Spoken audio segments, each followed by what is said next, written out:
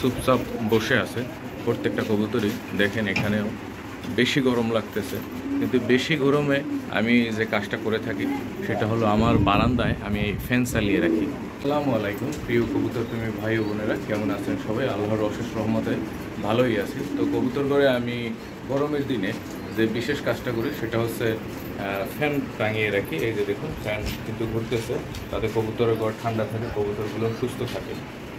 আজ অনেক গরম, আর এই গরমে কবুতরগুলো একেবারে দুর্বল হয়ে গেছে এবং চুপচাপ বসে আছে প্রত্যেকটা কবুতরই। দেখেন এখানেও বেশি গরম লাগতেছে, কিন্তু বেশি গরমে আমি যে কাজটা করে থাকি সেটা হলো আমার বারান্দায় আমি ফ্যান চালিয়ে রাখি। প্রায় সময় যখন দুপুরবেলা বেশি গরম থাকে তখন আমি এই ফ্যানটা চালিয়ে রাখি, আর এই ফ্যান চালানোর কারণে ঘরটা অনেকটা ঠান্ডা থাকে। আর এখানে দেখুন আরেকটা বিষয়, আমি কিন্তু এখানে নিম পাতা গাছের কিছু ডাল রেখেছি যাতে পোকামাকড় ইঁদুর না আসে। বেশিরভাগ সংখ্যক এখানে পোকামাকড় অথবা কবুতরের যে উকুন যেটা হয়, আমি কবুতরের প্রত্যেকটা খাঁচার ভিতরেও কিন্তু এই নিম পাতা দিয়ে রেখেছিলাম, কিছুদিন আগেও দিছি বা গত পরশু দিনও দিয়ে রেখেছি। ওরা সব কিছু নিয়ে এই ডিমে তা দেওয়া শুরু করে দিয়েছে। এই যে ডিমের ইয়ের ভিতরে রেখে দিয়েছে, এখানেও এরকম রেখে দিয়েছে। তবে গরম প্রচণ্ড যখন গরম পড়বে তখন আপনারা এরকম আমার মতো কবুতর পালন যদি করেন ভালোভাবে, তাহলে অবশ্যই ফ্যান চালিয়ে রাখবেন যতক্ষণ পর্যন্ত রোদ আছে। মাঝে মধ্যে আবার বন্ধ করতে পারেন, বন্ধ করে আবার চালু করে দেবেন।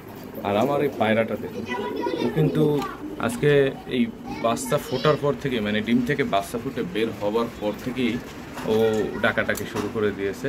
মানে মাদি কবুতরটাকে খুবই বিরক্ত করতেছে, ও ডিম পাড়ার জন্য আবেদন করতেছে, কিন্তু মাদিটা ডিম পারছে না। আর এখানে অনেকদিন যাবৎ লাল মিয়া বসে আছে, ডিমে তা দিচ্ছে। তবে গরমটা আজকে খুব বেশি। সকালবেলা পানি দিয়েছিলাম আমি, এরপরে আবার আমি ওদেরকে পানি দেই লেবু এবং লবণ মিশিয়ে। বেশি না, 2 থেকে 3 ফোঁটা লেবুর রস দিয়েছি আর একটু লবণ দিয়েছি। অতিরিক্ত কোনো কিছুই ভালো না, এটা আমরা সকলেই জানি, যার জন্য কম খাওয়াটাই ভালো। যেমন আজকে দিয়েছি, আবার কালকে এই দেখুন না, এখানে এই কবুতর ধরা ডাবলিগুলোকে ফেলে দিয়েছে, আমি ডাবলিগুলো তুলে দিচ্ছি। আর যেহেতু ডাবলিগুলো ময়লা লাগছে না, আর কালকে না, সরি, পরশুদিন ছিল বৃহস্পতিবার। তো বৃহস্পতিবার কিন্তু আমি আমার কবুতর ঘরের সবগুলো টেরে পরিষ্কার করছি। কীরকম পরিষ্কার করছি আপনারা দেখেন, একেবারে ধুয়ে মুছে ক্লিন। এটা আমি ব্রাশ দিয়ে ঘষিয়েছি। ব্রাশ দিয়ে ঘষানোর ফলে এখানে কোনো ধরনের ময়লা নেই। এই দেখুন একবারে প্লেন। মানে আমি মাসের ভিতরে এরকম একবার করি, আর রেগুলার আমি এমনিতে টেরে পরিষ্কার করি। যেমন প্রতি 2 দিন বাদে বাদেই আমি ট্রেগুলো পরিষ্কার করি, 2 দিন পরে পরে ট্রেগুলো পরিষ্কার করি। আর মাসের ভিতরে একবার আমি এই ট্রেগুলো বেশি পরিষ্কার করি, ব্রাশ দিয়ে, ভীম দিয়ে অথবা হুইল পাউডার দিয়ে ধুয়ে ফেলি। আর এর একটাই কারণ, বেশি ময়লা জমা হলে, ড্রপিং বেশি জমা হলে কবুতর ঘর থেকে গন্ধ করে এবং কবুতরগুলো অসুস্থ হয়ে যায়।